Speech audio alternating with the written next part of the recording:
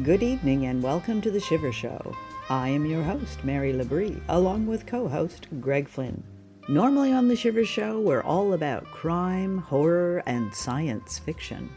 But tonight, we have a story of doomed love.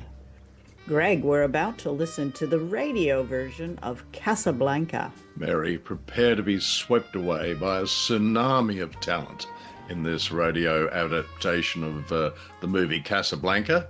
We've got Humphrey Bogart reprising his role as the owner of that fabulous Moroccan gin joint, Rick's Cafe Americain.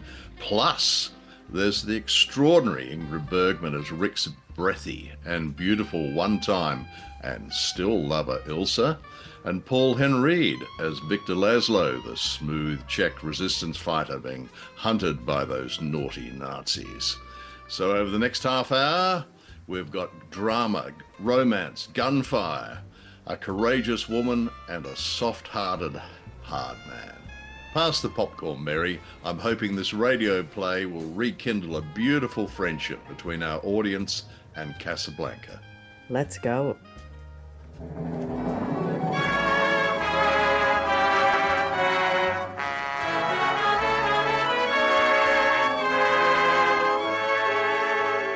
Lady Esther presents the Screen Guild Players.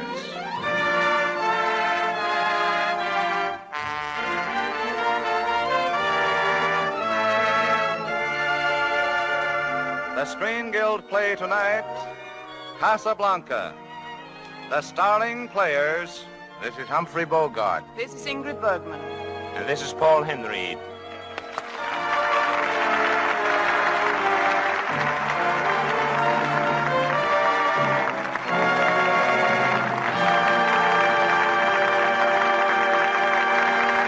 Tonight, Lady Esther presents the Screen Guild Players in Warner Brothers' exciting story of romance and intrigue in wartime Africa, Casablanca, with the original stars of the picture, Paul Henreid as Victor Laszlo, Ingrid Bergman as Ilsa Lund, and Humphrey Bogart as Rick Blaine.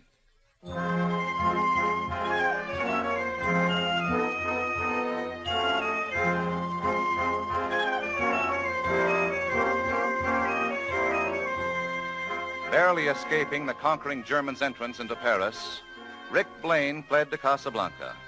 There, months before the American troops landed, he was operating Rick's American Cafe. Casablanca swarmed with refugees, and Casablanca's more permanent foreign residents did a land office business in exit visas and letters of transit. Rick, however, avoided involvement in that dangerous business until the night our story began. He was in his office above the cafe, where he could watch and hear the crowd below when his head waiter called to him. Yes, Carl? The prefect of police, Captain Renaud, would like to speak to you. I'll send him in. Yes, sir. Oh, Rick will see you, Captain Renaud. Thank you, Carl. Hello, Rick. Hello, Louis. Why the formality? Well, I have some unpleasant news for you, Ricky. I mean, you're looking for more grabs. Oh, no. At least not right now. My men arrested Ugarte on his way to your roulette wheel, Ricky. Well, except to Ugarte, what's so unpleasant about that? Well, in itself, nothing. But we arrested Ugarte for murdering 2 German couriers and stealing their letters of transit. Ugarte did not have those letters of transit when he was arrested, and he's seen no one but you, Ricky, since the murder. What are you building up to, Louis? Arresting me? No, not immediately at any rate. I just want to give you a word of advice. Ugarte was going to sell those letters tonight to Victor Laszlo. Laszlo? Here in Casablanca? Yeah. Well, you know, Ricky, this is the first time I've ever seen you so impressed. As head of the underground movement, Laszlo's impressed half the world. Yes, it's my duty to see that he does not impress the other half. Rick Laszlo was never reach America. He stays in Casablanca. 20,000 francs says he doesn't. We'll make it 10,000. After all, I'm only a poor, corrupt official. All right, it's a bet. Well, no one else would dare supply Laszlo with exit visas, Ricky, and since he can't leave Casablanca without them, make certain that you don't give him those letters of transit. But Oh, you needn't deny it, Rick. I'm certain you have the letters. Even if I had those letters, Louis, you know I stick my neck out for nobody. Yes, to date. But I suspect, Ricky, under that cynical shell, you're a sentimentalist. Now, if you'll come downstairs with me, I'll introduce you to Major Strasser and Victor Laszlo and his charming companion, the most beautiful woman who has ever come to Casablanca.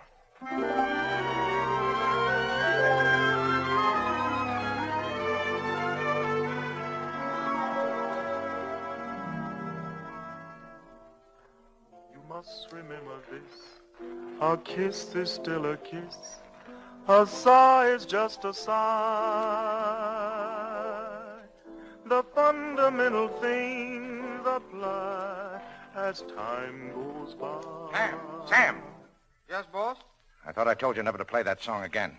Well, boss, you see, I didn't really... Sam's not to blame, Rick. I asked him to play it. You? Ilsa? Yes, Rick. Ilsa. What are you doing in Casablanca? Just traveling through with Victor Laszlo. Where is he? He'll be right back. He's looking for someone. Well, I found your wandering escort, Mademoiselle Lund. Ricky, I have the honor of introducing... We're old acquaintances, Captain Renault. Oh, you know each other? Well, then, Ricky, do you also know... This is Mr. Victor Laszlo. Well, here's a great deal about Rick in Casablanca. And about Victor Laszlo everywhere. I congratulate you. What for? Oh, your work? Thank you. I try. We all try. You succeed. I can't get over you and Mademoiselle Lund knowing each other, Ricky. Under the circumstances, it worries me. Well, it needn't. Let's see, Rick. The last time we met... Was it La Belle Aurore? How nice you remembered. But, of course, that was the day the Germans marched into Paris. I remember every detail. The Germans wore gray. You wore blue. I don't wish to be the one to say it, Ilsa, but it's late. We'll come again, Monsieur Blaine. Anytime. Will you say goodnight to Sam for me, Rick? I will. There's still nobody in the world who can play as time goes by like Sam. I'll tell him.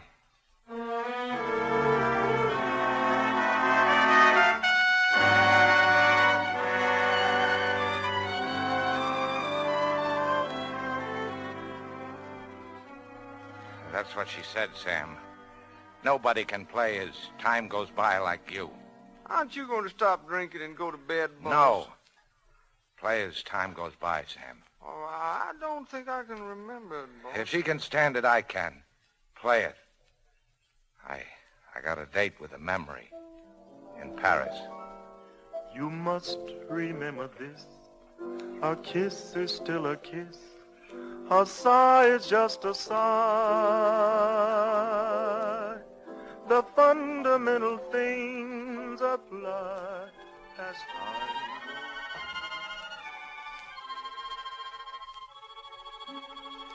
Now I really know the meaning of happiness, Richard. It's being here in Paris with you. And the German army 50 miles away. Who are you really, Ilsa? What were you before you came to Paris? At the beginning, we said no questions, Richard. You know, I can't help wondering why I should be so lucky. Why I should find you waiting for me to come along. Why there is no other man in my life? Well, that's easy. There was. He's dead. I'm sorry.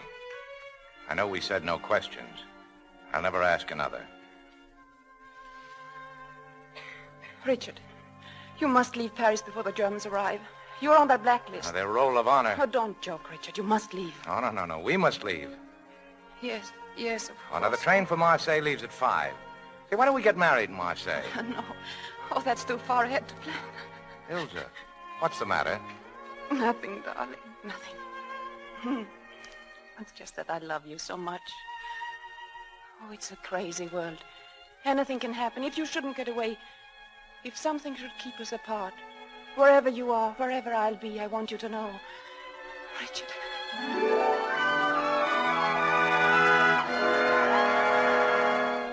Kiss me as if it were the last time.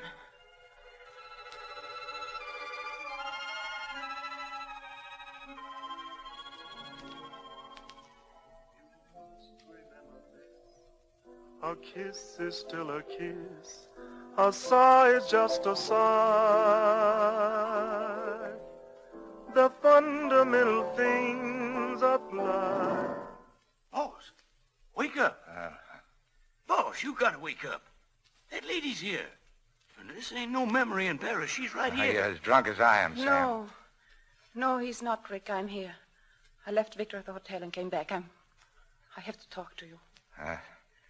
Funny about your voice, how it hasn't changed. I can still hear it.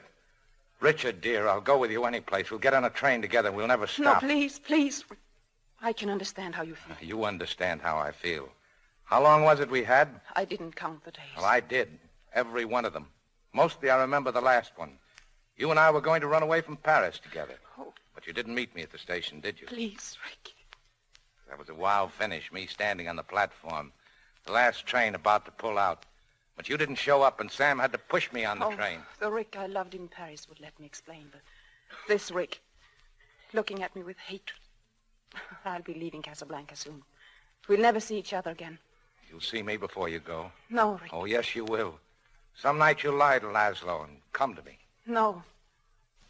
No, you see, Victor Laszlo is my husband. And was, even when I knew you in Paris.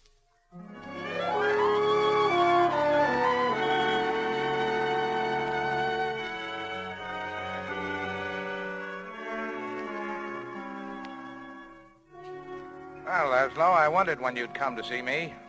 Captain Reno and Major Strasser kept me busy for the past 24 hours. Well, there's no use fencing around. You've come about those letters of transit, haven't you? Yes, I have. You and Strasser and Reno. Seems to be the general impression in Casablanca that I have those letters. Suppose we assume that you have them. All right, go ahead. You must know it's very important I get out of Casablanca. Why you? More than any of the others stuck here? It's my privilege to be one of the leaders of a great movement. You know what I've been doing. You know what it means to the work, to the lives of thousands and thousands of people, that I reach America and... Don't you ever wonder if what you're fighting for is worth all this? We might as well question why we breathe. If we stop breathing, we die. If we stop fighting today's enemies, the world will die. What of it? And it'll be out of its misery. You know, Monsieur Blaine, you sound like a man trying to convince himself of something he doesn't believe in his heart. That wasn't always your attitude. You ran guns to Ethiopia. You fought against the fascists in Spain. I was well paid on both occasions. The winning side would have paid you better. Isn't it strange that you always happen to be fighting on the side of the underdog?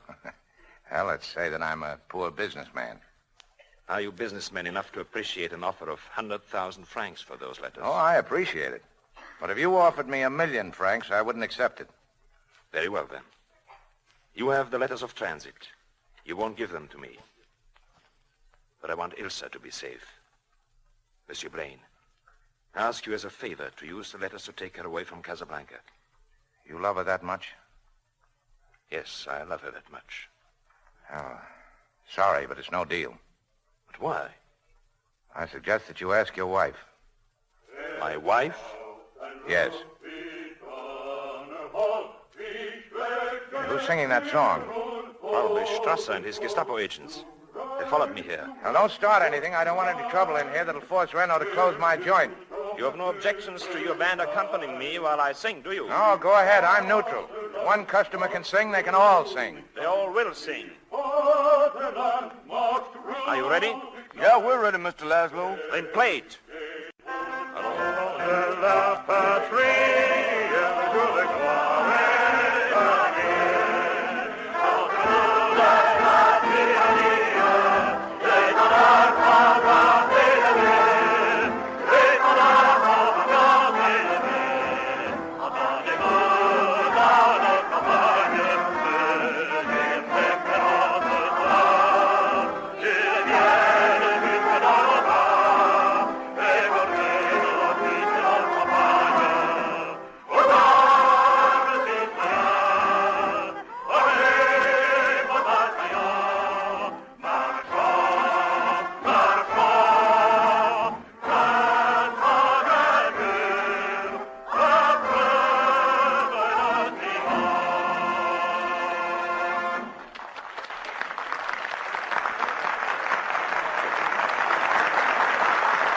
So ends Act One of Casablanca, starring Ingrid Bergman, Humphrey Bogart, and Paul Henreid.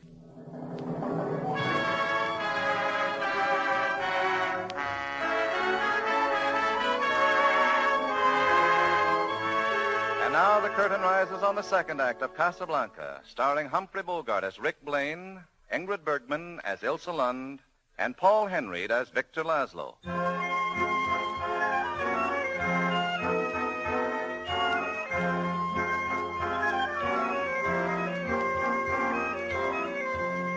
Angered by the manner in which the patrons of Rick's Cafe joined Victor Laszlo in singing the Marseillaise, Major Strasser forced Captain Reno to close Rick's place and ordered Victor Laszlo and Ilsa Lund to remain in their hotel. Victor, I'm frightened. Please don't go to the underground meeting tonight. To tell you the truth, my dear, I'm frightened too. So shall I hide here in a hotel room, or shall I carry on the best I can? Whatever I would say, you would carry on. Since our friend Rick has refused to part with those letters of transit, what else am I to do? Did Rick give you any reason? He suggested I ask you. Ask me? Yes. Ilsa, when I was in the concentration camp, were you lonely in Paris? Yes, Victor, I was. I know how it is to be lonely.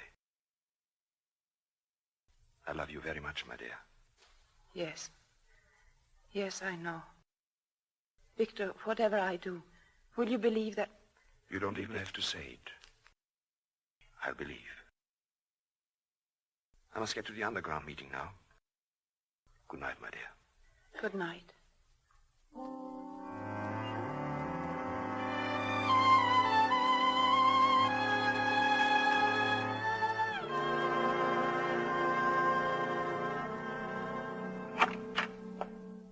Hello, Rick.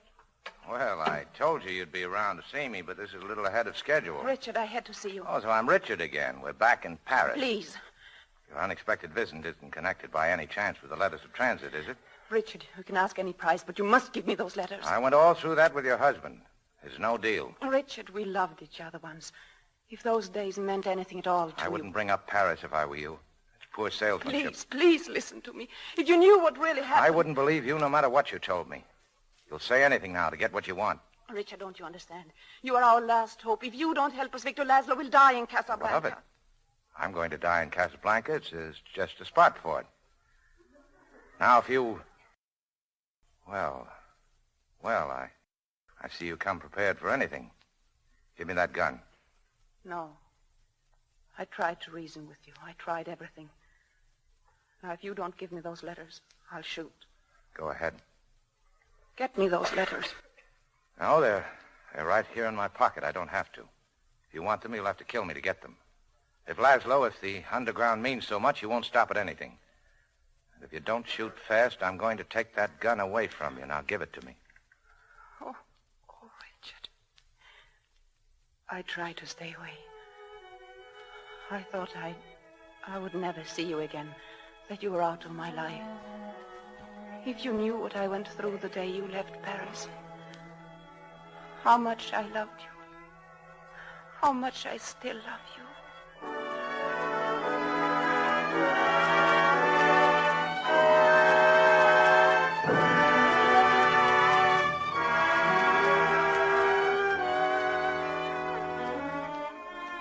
We had been married only 3 weeks when Victor got word that they needed him in Prague. He was captured almost immediately and sent to a concentration camp. Then came word he was dead. I was lonely before, but then I had nothing left, not even hope, until I met you. But why didn't you tell me all this in Paris? Victor made me promise to keep our marriage a secret. He was afraid that if the Gestapo found out I was his wife, it would be dangerous for me and for those working with us.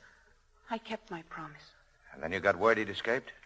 Yes, a friend called, telling me that he was ill and hiding in a freight car near Paris. I didn't tell you because you wouldn't have left Paris and they would have caught you. Well, you know the rest. It's still a story without an ending. What about now? Well, I'll never have the strength to go away from you again. And Laszlo?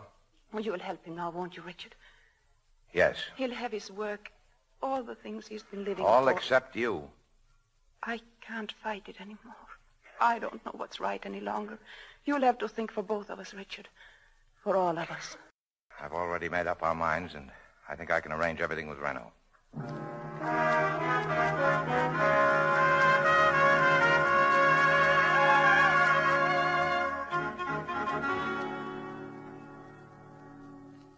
Here's the setup, Louis. I'm selling out my place and leaving Casablanca on tonight's plane, the last plane. What? And I'm taking Ilsa Lund with me. Ilsa's Victor Laszlo's wife. Louis, I'll make a deal with you. What is it? I want to be sure that Laszlo doesn't escape this time.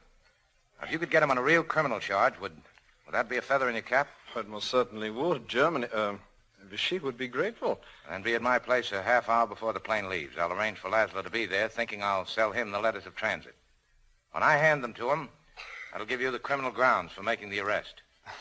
Ricky, I'll miss you. Apparently, the only one in Casablanca that has even less scruples than I. Thanks. Oh, and by the way, Louis, come for Laszlo alone. Yeah, I'm taking no chances on a double cross, even from you. Double cross? Why, Ricky? You might get ideas about slapping me in the jug for selling those letters, you know. Well, don't forget, a half hour before plane time, alone. Don't worry, Ricky. This is an honor I'll share with no one.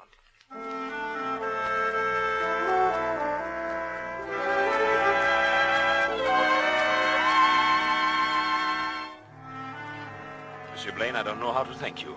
There's no time for that. You won't have any trouble in Lisbon, will you? No, that's all arranged. Good. Well, here are the letters. Monsieur Blaine, Victor Laszlo, you're under arrest on a charge of accessory to the murder of the couriers from whom those letters were stolen. Now, just a minute. Nobody's going to be arrested, Louis. Not for a while yet. What? Rick, put that gun down. Have you lost your mind? Stay where you are, Louis. I wouldn't like to shoot you. But I will if you take one more step toward me. Keep your hands away from your pistol. Well, I suppose you know what you're doing, but I wonder if you realize what this means, Rick. Perfectly. In fact, Captain Renault will take you along as our hostage, so there won't be any trouble at the airport.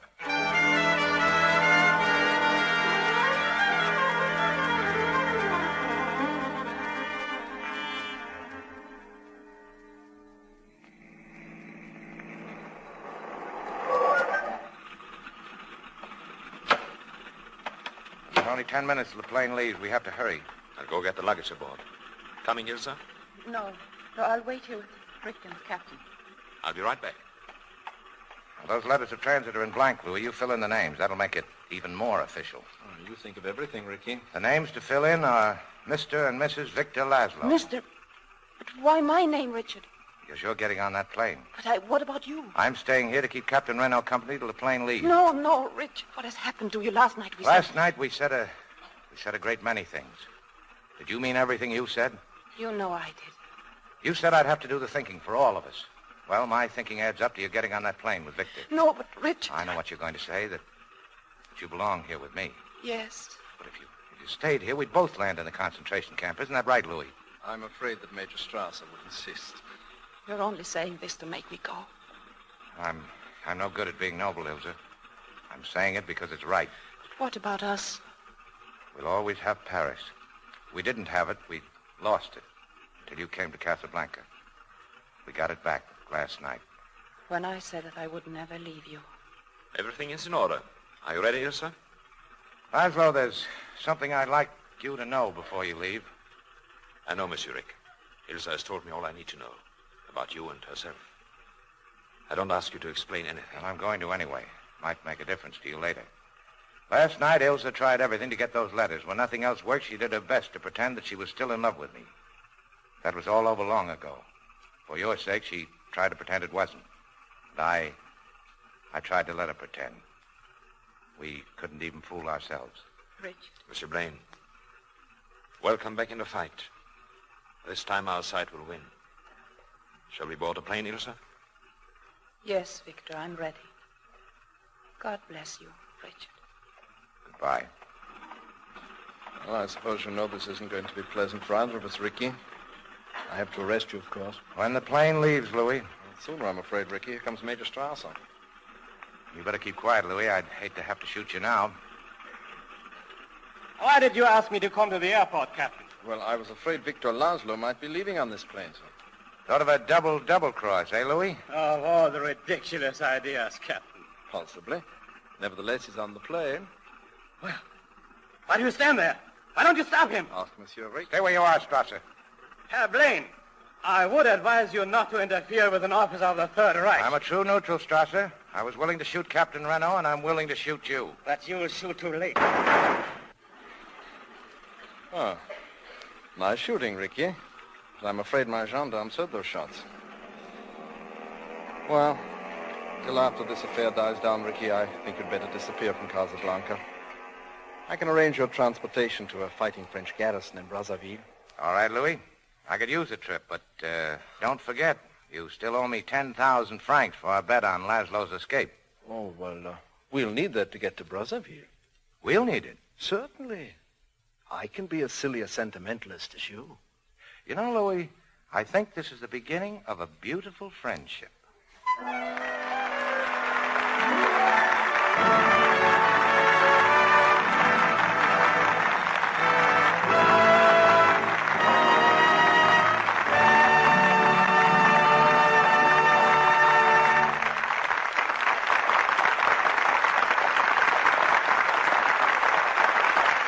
Thanks to Warner Brothers for Casablanca, and our sincere appreciation to Ingrid Bergman, Paul Henreid, and Humphrey Bogart for appearing with the Lady Esther Screen Guild players tonight.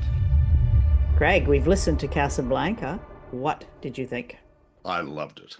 With less than a third of the running time of the original movie, the producers of this radio play have managed to create a compelling storyline that touches on many of the film's highlights. And I think they've done a very worthwhile job there. They've set a cracking pace.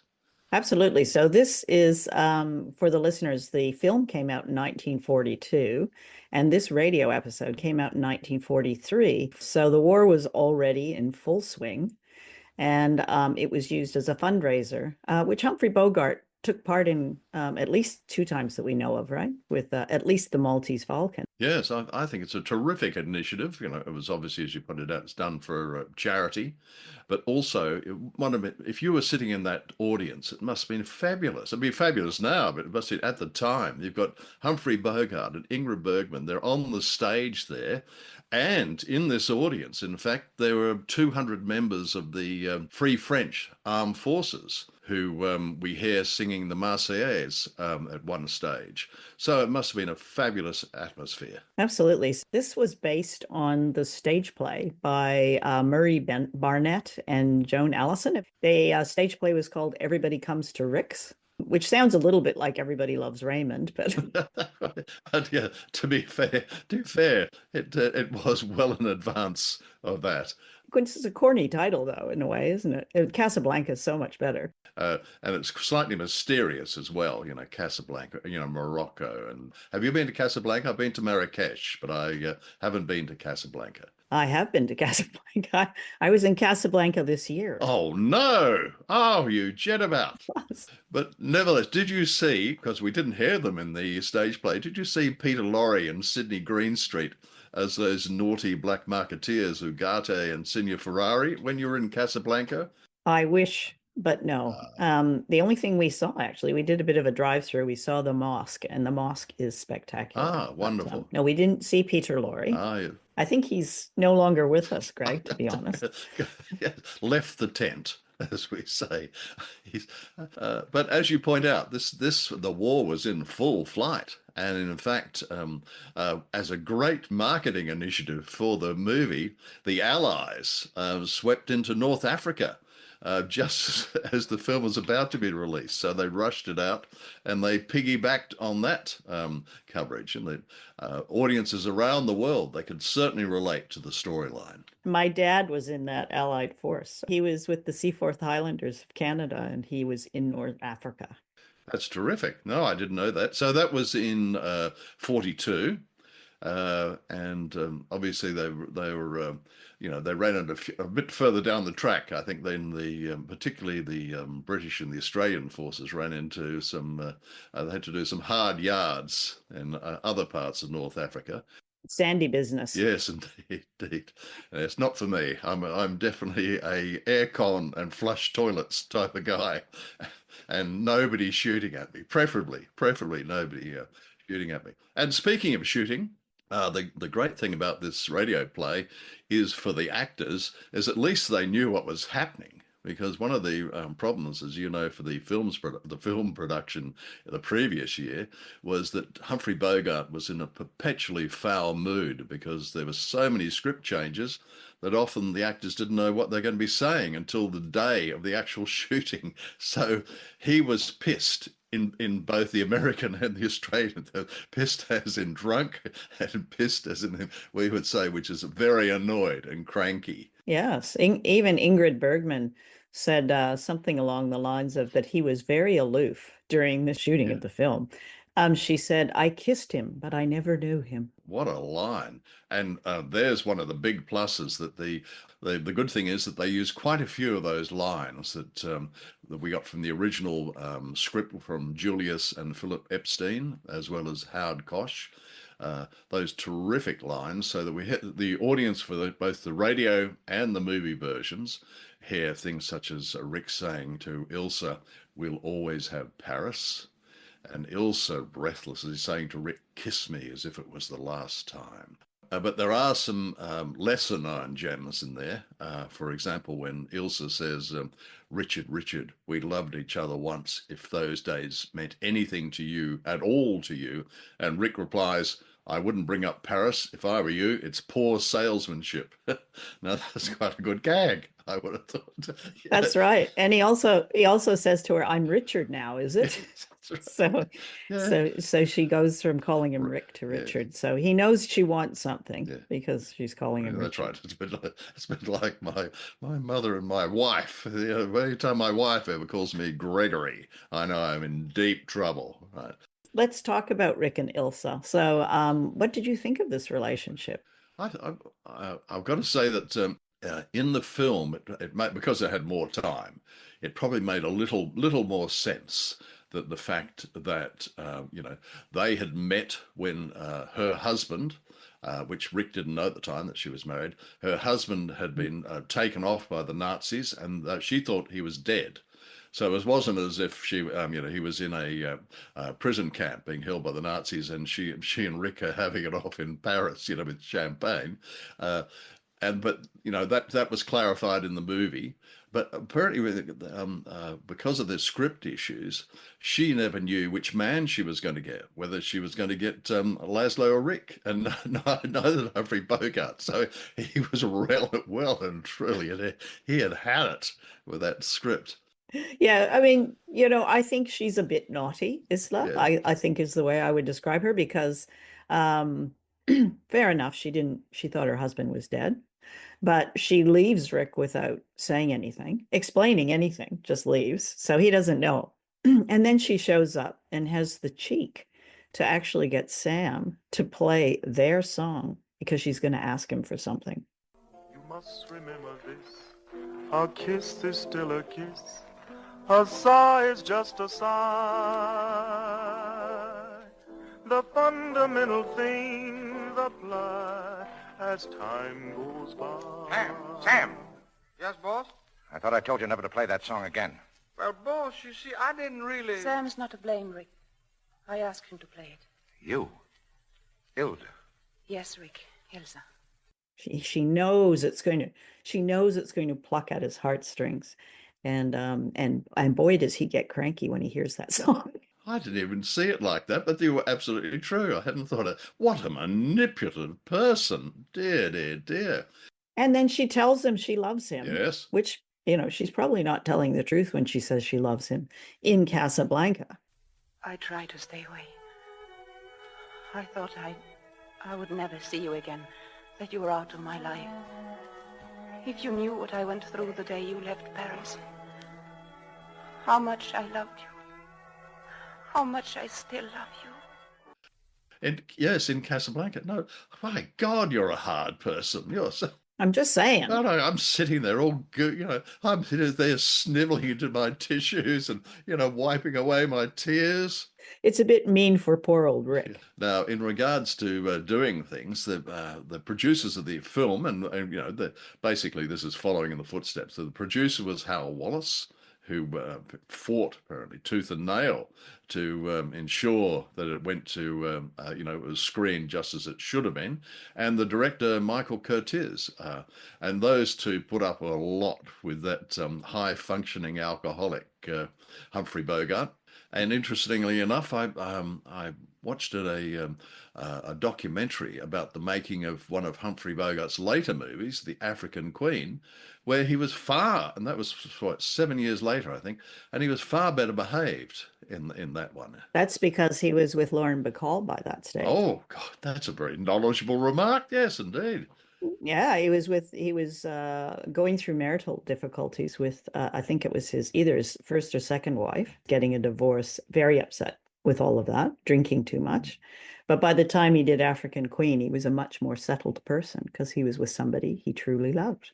But step out of the way while I tell you who that wife at the time was, and I can't even pronounce her name. It's Mayo Methot, is it? Methot? That was his volatile wife at the time, and she made a life particularly difficult because naively she stormed onto the set of Casablanca one day and accused Bogey of having an affair with Bergman. Poor Ingrid's there wondering what the hell's happening. That does sound like a bit of paranoia, because from all reports he was very aloof, and didn't speak to her while the filming was going on.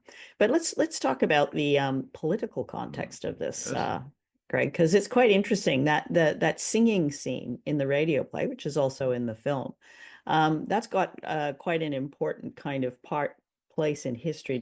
Did you notice that? I that did part? indeed, and the Marseillaise at the Allons enfants de la patrie at the time had a lot of impact. You had de Gaulle and his Free French fighters, fighting to get France back by that stage. However, interesting enough, nowadays, I think that the Marseillaise is actually seen as a right-wing national anthem used by right-wingers, ironically, in France. But at the time, it was very moving, very moving. So we've got, during the war, Germany had occupied France and set up a puppet government called the Vichy government. And Morocco was, where Casablanca is, was part of the French territories at that stage, one of their colonies. And so it had the German occupation also, although it was somewhat neutral and allowed refugees to transit through it. But when there's two songs sung in that radio play. The first one is the German song, which I think is Die Wacht am Rhein. So that's the German sort of nationalistic song, and all the German officers start singing that. And then Laszlo asks the orchestra to strike up La Marseillaise, and they sing over top of it. They basically drown it out. Who's singing that song? Probably Strasser and his Gestapo agents. They followed me here. Now, don't start anything. I don't want any trouble in here that'll force Reno to close my joint. You have no objections to your band accompanying me while I sing, do you? No, go ahead. I'm neutral. If one customer can sing, they can all sing. They all will sing. Are you ready? Yeah, we're ready, Mr. Laszlo. Then play it.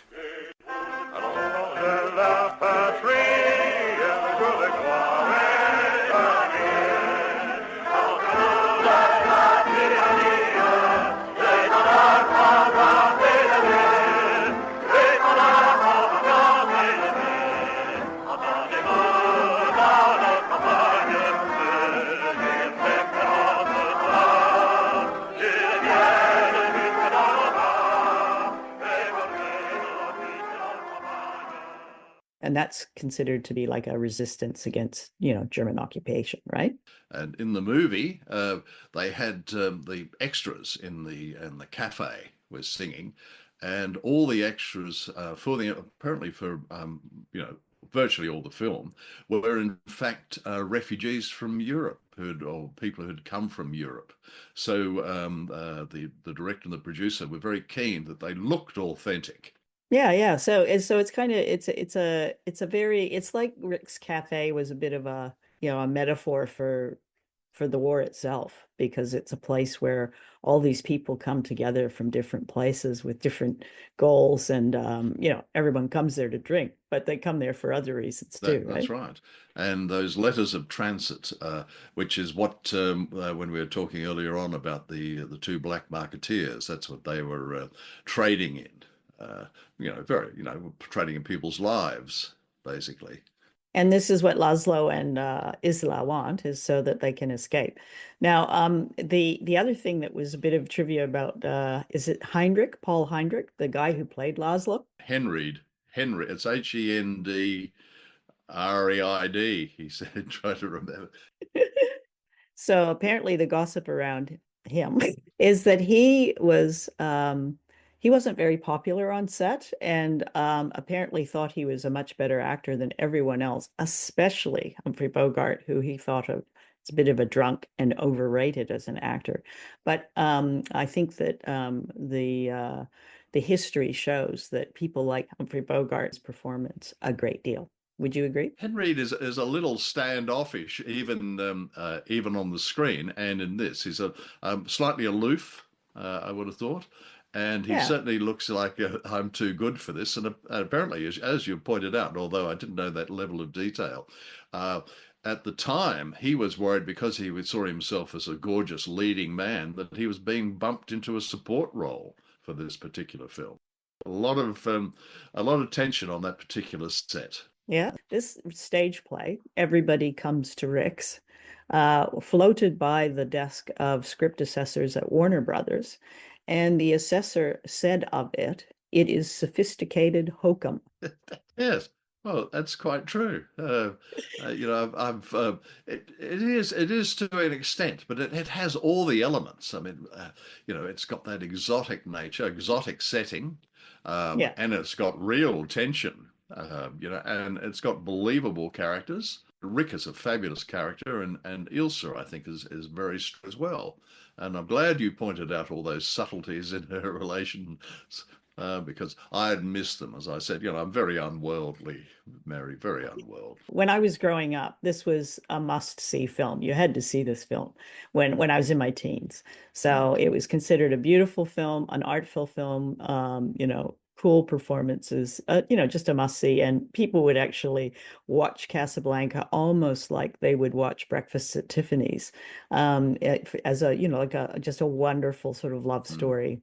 But I do see it from Rick's side quite a bit here, that it's actually also quite a painful story. I feel for that character a lot, because I think, and he sees through it.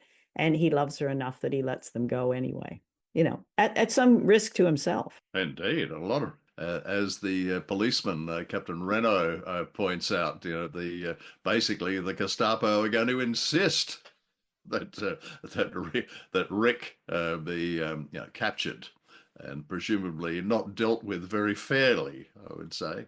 But I love that ending. I love the ending with the French policeman and Rick going off almost arm in arm. Almost arm in arm, heading off to a Free French fort somewhere to basically escape those, as I said, those naughty Nazis. Louis, I think this is the beginning of a beautiful friendship.